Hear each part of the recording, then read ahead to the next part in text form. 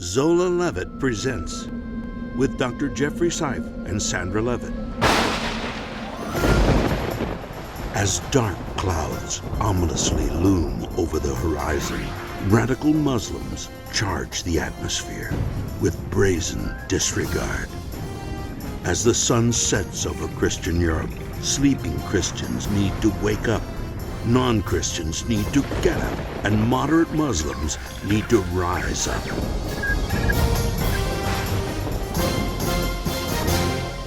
Bad Moon Rising. A hearty shalom to all of you. Jeffrey Seif here with my friend Sandra Levitt. Shalom and welcome to Bad Moon Rising. Jeff, we're going to look at past, we're going to look at the future, and we're going to look at the present. Yes, and they say that it sometimes gets darkest just before the dawn.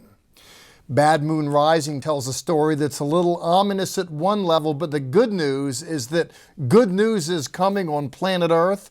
I believe in the ultimate triumph of God in human affairs, but still I see trouble on the horizon. And I think we need to look back at our past and see exactly what happened, not forget our past, and then go forward and see what we can do to make the future better. That's right. And our friend Ted Pierce juxtaposes the past and the present in this music piece that you're going to see called Forgotten People. It's riveting. Stay tuned. It's dramatic.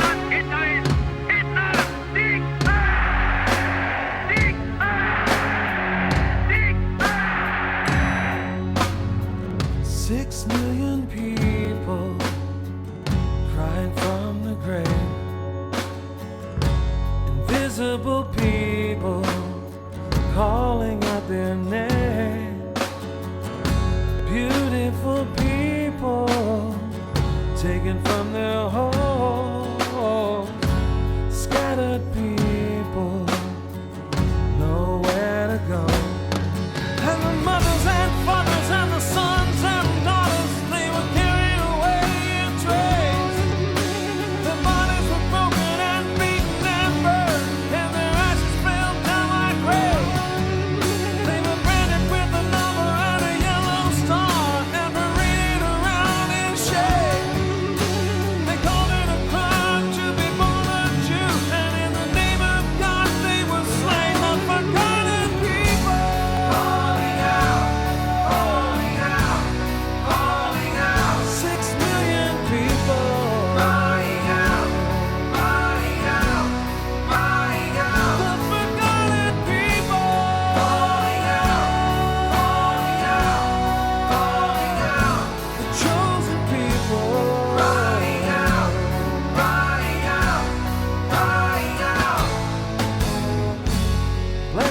People who tried to help,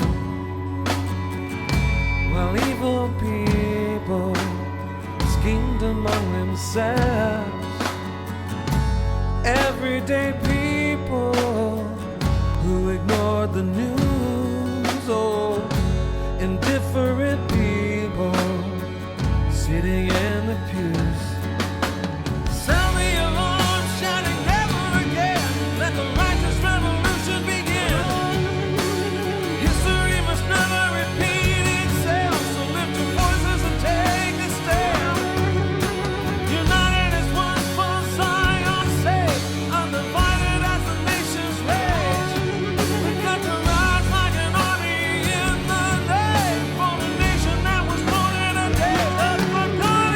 People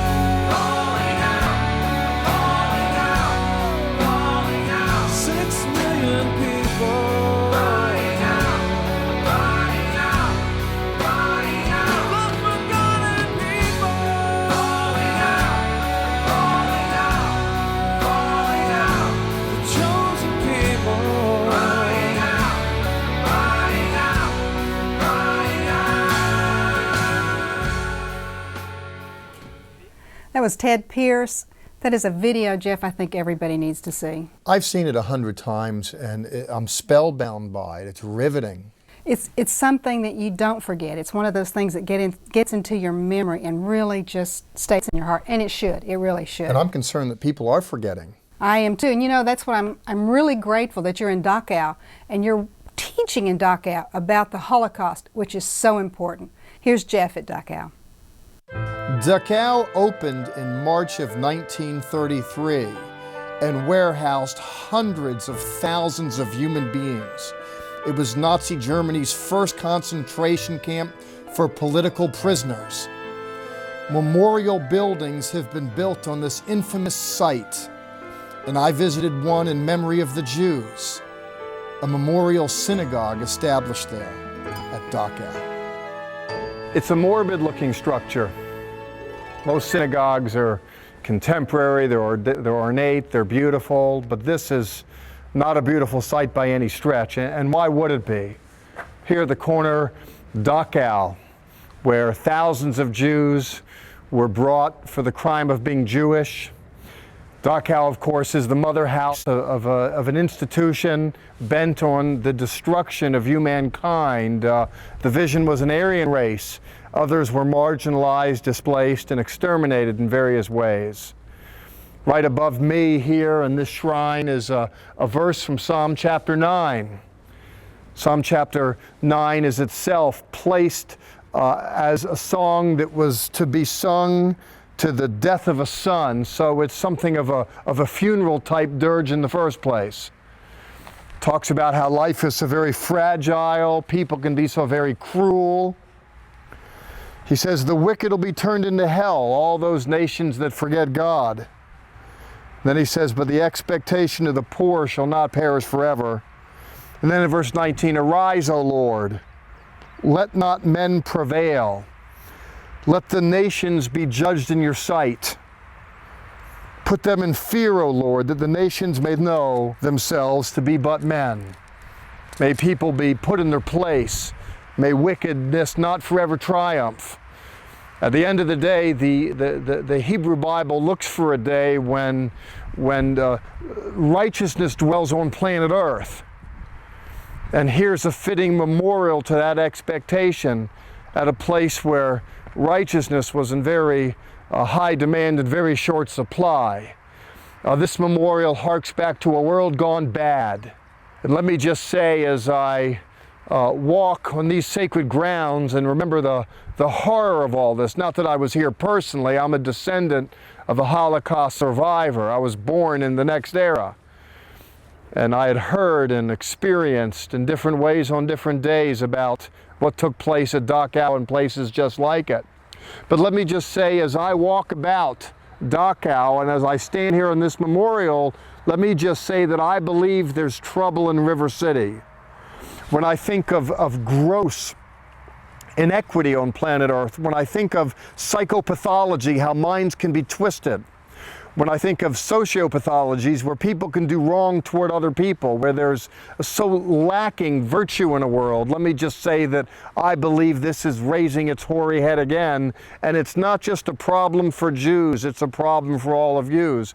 I believe personally that we live in a world today where there's as much interest in exterminating Jews today as there was yesterday, as is commemorated by this place that I'm standing on today. I believe that we live in a world where people think the world would be a better place without Jews. And in fact, one such person is a head of state that right now is right on the verge of nuclear capability. And on more than one occasion, this person said that he's going to, in effect, do to the Jews in 12 minutes what Hitler couldn't do in 12 years.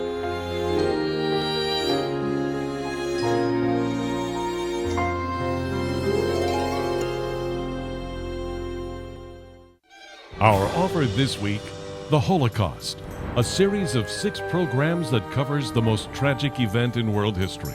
Zola Levitt reports on the awful Holocaust through hard-hitting interviews and location taping at the Dachau concentration camp. As an insidious form of anti-Semitism now grows around the globe, it behooves us to be aware of the historical perspective that brought Adolf Hitler's regime into power, the Holocaust, featuring the teaching of Zola Levitt. From Dachau, Germany, Jeff continues his teaching. When I think of radical Islam, when I think of a nation state, a sovereign nation state that is given over to the quest for a world without Jews, without Israel, this troubles me greatly. And it's not just a question of an Islamic nation state. I don't want to just frame this in nationalist terms. That's what we like. We like to hear about, yes, once the Western civilization had a problem with the Moors, we had a problem with the Turks. In history, we like to talk about the Barbary pirates back in a bygone era with the founding of our country and proximity to that. It's not about Moors, it's not about Barbary pirates, it's not about Turks. It's about people that are driven by an Islamic vision, and it's not just a radical telling of that vision. One need only give a cursory glance of Islamic literature to learn that commended therein is that Islam's be in a state of tension against the prevailing culture till the end when eventually cultures are subdued for the cause of Allah. And until such time as that, a good Muslim is to press against the culture in various ways in order to bring it all into submission to Islam. They can do this stealthily by deceit, by signing treaties that aren't worth the paper they're written on, by making promises that aren't worth the air that's being breathed out of a mouth in making those promises. They can do whatever. There's a dual ethics. To the end that at day's end, Allah rules, that the world might say there's no God but Allah, and that Muhammad is his prophet. That is the stated objective. Now, one of the problems with that is that Jews are in the way of that. And so it is, we live in a world today where there are people bent on doing today what they couldn't do yesterday. And if we just surveyed a little bit of yesterday, we can see that people under Islamic administration suffered in much the same way as people under Hitler's administration. Now you say, Jeffrey, you're pushing that. No, I'm not. I'm just talking about what's not politically correct to talk about, because we forever want to talk about respecting religions and not offending. I'm not trying to offend. Just wanting to tell the truth. If one looks at the story of Islamic expansion, I know you hear the rhetoric that Jews are taking over the world. It's less than 1% of the Islamic world. There is no world vision for Jews. Jews just want to be left in their ancestral homeland in peace, given to them by God, vouchsafed to future generations. Islam, however, began first in Mecca, and in the first dozen or so years, Muhammad picked up 100 and some disciples. Then he goes north to Medina, and eventually he's going to become a political entity, and within 10 years he's going to be the king of all of Arabia. And the way that happens isn't just by preaching, it's by the sword, it's by dint of determination, it's by marauding bands of Islamic soldiers being brought together to go on jihad, holy war. And not content with just Arabia, right after Muhammad's death, his lieutenants went up in Byzantium. Beyond that then, future generations went up into what would be modern Persia, swept all over northern Africa, then went over into Spain, and then was stopped.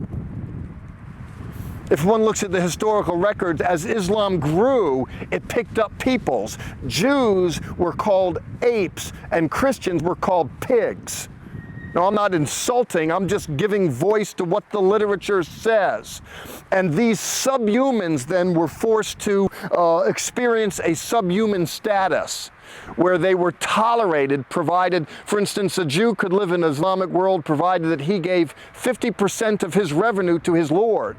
And then he could enjoy some existence. Enjoying is greatly overstated. The point is that individuals were oppressed on the base of race, on the base of creed, given the fact that if creeds weren't politically correct, then these people were marginalized. They were forced into servitude. And that's exactly what happened here at Dachau. And it's not simply just about the Jews. Jews. This is a Jewish shrine right here, yes, but right next to it is a Catholic. Why? Because many Catholic priests died here. Not far from that is a Protestant shrine. Why is that? Because Protestants died here. Not far right down the road there's a Russian Orthodox shrine. Why is that there? Because the Russians were brought here en masse and killed as well. This was a great killing field. There was a system that said, we are going to prevail, we are going to rule, we are going to dominate. That was the prevailing system. And they were given to doing just that. And as I'd said at the outset, my concern is the problem isn't just that. It's not just something that's a footnote in human history. We live in a world today where we must needs keep at bay the forces of totalitarianism, that we must speak up, stand up. And so this ministry exists to do just that. Stand up for biblical virtue, stand against those bent on its destruction. It would seem to me that had more people stood up back when Hitler was around, then he wouldn't have gotten where he was, and even where he was, he wouldn't have gotten as far as he'd gotten. Hence, we wouldn't then need a memorial like this to commemorate the death of so many.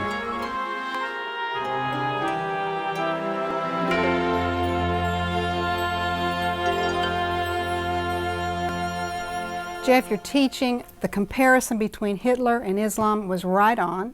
Islam does try to scoot everybody out of the way. It doesn't like anybody in their land or even around them. The other point I like that you made was that people think it's only about the Jews, and it's not. Islam wants everybody out of the way. The Protestants, the Catholics, we saw that in Dachau. Well, let's get in the way. Yeah. One of the reasons why I like Pastor Jobst Bittner is because this is a guy that is standing up and speaking up.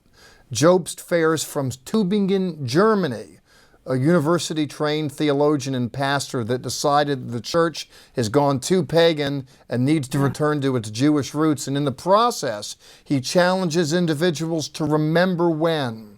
He calls Germans to repent. He wants Europeans to look and see that we need to rally behind the Jewish people. Jobst Bittner is a bright light shining in a dark place. Here today with Jobst Bittner and Tina Pompey in southern Germany. So good to be here with you. We speak of killing fields sometimes, but to call this area a killing field would be too easy. Sometimes in a killing field, death comes quick, but we're at a place where death camps were roundabout with death came very slow. Jobst, you're a pastor in Germany. You've organized a march here, yes? Yes. Why?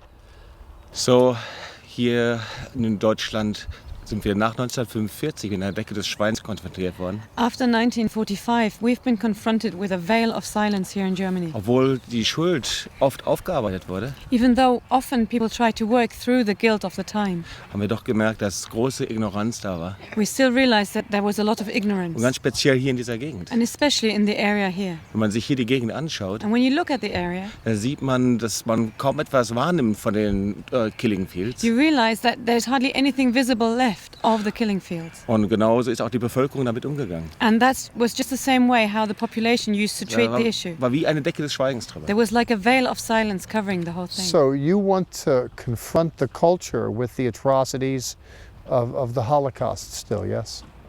Ja, wir möchten hier einfach ein Zeichen setzen We want to leave a mark, und gegen das Erinnern aufstehen. and we want to stand up for remembering So- and against forgetting. Und wir wissen, dass nur so in Deutschland diese Decke zerbrochen werden And kann. we know this is the only way how the veil of silence can be pierced through in Germany. Do some people criticize and say enough already? It's been 60 years. Ja, es sind viele, die das sagen. Yes, there's many who say that. Und viele, die Eltern, die nicht darüber sprechen oder nicht wahrnehmen. And there are the parents who don't talk about it, who don't realize. In unserer Stadt, da haben wir viele Zeichen gesehen, dass Nationalsozialismus nicht aufgearbeitet worden ist. Even in our own city, we saw many signs that they'd never worked through the sins of National Und das Socialism. meiste ist, dass man mit Ignoranz umgeht. And for the most part, it's just being very ignorant of the things. Und so die Leiterin hier des Konzentrationslagers hat Folgendes gesagt. And the chairwoman of the memorial site here for the concentration Dass camp bis vor 10 Jahren überhaupt nicht mit dieser Schuld umgegangen worden said ist. that up to a time of about 10 years ago, there was nothing ever said or done about the Und sin and erst seit guilt in 10 this Jahren place. fängt sich etwas zu bewegen an. And only in the last 10 years, something has started moving. Well, something obviously started moving in you Jobst, you studied theology in seminary. Did you develop this affection there? Nein, das kann man dann nicht in irgendeiner Art und Weise studieren. No, that's nothing you can really study in any way in seminary. Ich habe in Tübingen studiert und Tübingen ist bekannt auch für liberale Theologie. I studied in Tübingen, and Tübingen is infamous for its liberal theology, Aber genauso bekannt auch für Antisemitismus. but also for anti-Semitism. So, die Universität war die erste sogenannte judenfreie Universität in Deutschland. The University of Tübingen was the first university in all of Germany which was so-called free of Jews. Und erst in den letzten Jahren haben sie auch angefangen, das wirklich aufzuarbeiten. And only in recent years they started working through that. Aber man muss leider sagen, zur Zeit des Nationalsozialismus, da haben die Theologen waren Antisemiten. But it's very sad to face the fact that during the time of National Socialism, the theologians here, they were too anti-Semitic. So, ich bin sehr stark humanistisch geprägt. Because my upbringing was very much a humanistic Und one. ich hatte keinerlei Verbindung zu Israel, And I zu did jüdischen not Wurzeln. have any connections to Israel or the Jewish roots. Und vor 4 Jahren haben wir eine Zeit von sehr tiefgehender Buße gehabt, But 4 years ago we had a time of very deep repentance, wo der Herr zu uns gesprochen hat, gesagt hat, der Antisemitismus ist in euch. where the Lord spoke to us saying, anti-Semitism is in you, Und euer Antisemitismus ist euer Schweigen. and your anti-Semitism is your silence. Und wir haben unter Tränen darüber Buße getan. And we were weeping and repenting. Mein ganzes Denken und meine ganze Theologie und meine Verkündigung hat sich verändert. And all of my mindset, my message, my theology has changed. Weil wenn wir nicht eingepflanzt sind in die jüdische Wurzel, Because unless we are rooted in our Jewish roots, sind wir abgeschnitten von den Quellen unseres Segens. we are cut off from the source of our Und wir blessing. fingen an, das zu verkündigen. And that's what we started proclaiming. Wir fingen an, Chanukka zu feiern bei uns in Tübingen, We started celebrating Hanukkah in our city of die Tübingen. jüdischen Feste zu We feiern, started keeping the Jewish feasts. Chanukka-Leuchter in unsere Gemeinde zu We stellen. had a Hanukkah lampstand in our church. Und wir fingen an, einfach unsere Tanzgruppe umzustellen. And we started changing even our dance team. Und wir fingen an, gesegnet zu werden. And suddenly we saw blessing Wir come. sahen Veränderungen in unserer Stadt, We saw changes in our city wo wir so viele Widerstände erlebt hatten. where we'd seen so much resistance before. So, wir sind gesegnet aus So Israel. we are blessed. We've received blessing Und das from ist Israel. eigentlich keine Theologie. And that's not really a theology. Das ist unser Leben, It's our life. unsere Herzenshaltung. It's our heart. Well, I've met a lot of people, and few of them has impressed me as much as you have. Thank you for your life and your ministry, both of you. Vielen Dank. Thank you very much. God bless. God bless Danke. you.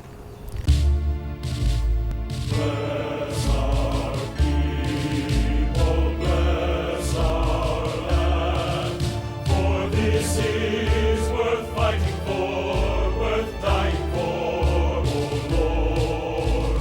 Always dwell with Israel, and gladly we'll fight for you, we'll die for you, oh Lord.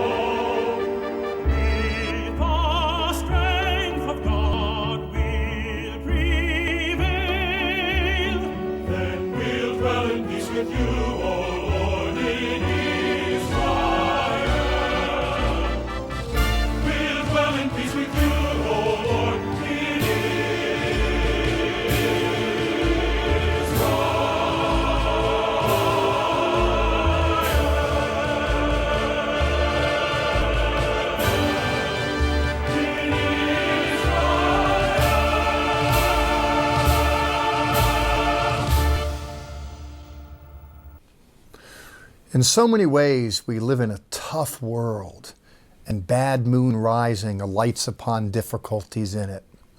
The good news, however, is that individuals have been touched by Jesus, waking up and they're standing up, and Job's Bittner is one such person, fell in love with Jesus, fell in love with the Jews, and wants to be a light shining in a darkened place. And went to a liberal seminary, and yet felt the call of Messiah to him and felt the love of Jesus, and he is spreading the word in that little part of Germany. He's spreading his word. He's so proactive. Yes, he's wonderful. He's not a megachurch pastor, No. doesn't have millions of dollars, but he has a heart of gold. And what a difference he makes. Well, and he's lifting that veil of silence. As he said, if you keep silence, it really is anti-Semitism. My He's just prayer brought is it that up. he would just get multiplied, that what he's all about would just go into hearts and homes all over Europe and all over the world. But it's to become already, like him. it's already making a difference. You can tell in his church, you can tell in his demeanor. His demeanor is so apologetic, so let me help however I can now. I'm going to make this right. And that is, boy, that says a lot. Lord, make it happen. Amen. That ordinary people can stand up and do extraordinary things. Amen. And as you go, Sha'alu Shalom Yerushalayim, pray for the peace of Jerusalem. Our offer this week, The Holocaust, a series of 6 programs that covers the most tragic event in world history. Zola Levitt reports on the awful Holocaust through hard-hitting interviews and location taping at the Dachau concentration camp. As an insidious form of anti-Semitism now grows around the globe, it behooves us to be aware of the historical perspective that brought Adolf Hitler's regime into power. The Holocaust, featuring the teaching of Zola Levitt. And you may also call toll-free for our colorful monthly newsletter, The Levitt Letter. This free publication includes Bible lessons, insightful news commentary, Hebrew lessons, and more. Call 1-800-WONDERS. That's 1-800-966-3377. Or write to Zola, Box 12268, Dallas, Texas 75225. You can also see our Levitt letters, TV programs, and national airing schedule at www.levitt.com. Please remember, Zola Levitt Ministries depends on tax-deductible donations from viewers like you. Shalom from Jerusalem. Actually, we're in the Garden of Gethsemane. We're looking at the olive trees, Jeff. Our people are behind. They're listening to our guide Zvi talk, and we're getting ready to do a Bible study. And they are having a trip of a lifetime. If you feel the Lord beckoning you, and mysterious is the beckoning that have been drawing believers to this land for millennia, do join us, please, for a trip of a lifetime. Sandra and I know you'll be blessed. For your free brochure on our next tour, call 1-800-WONDERS.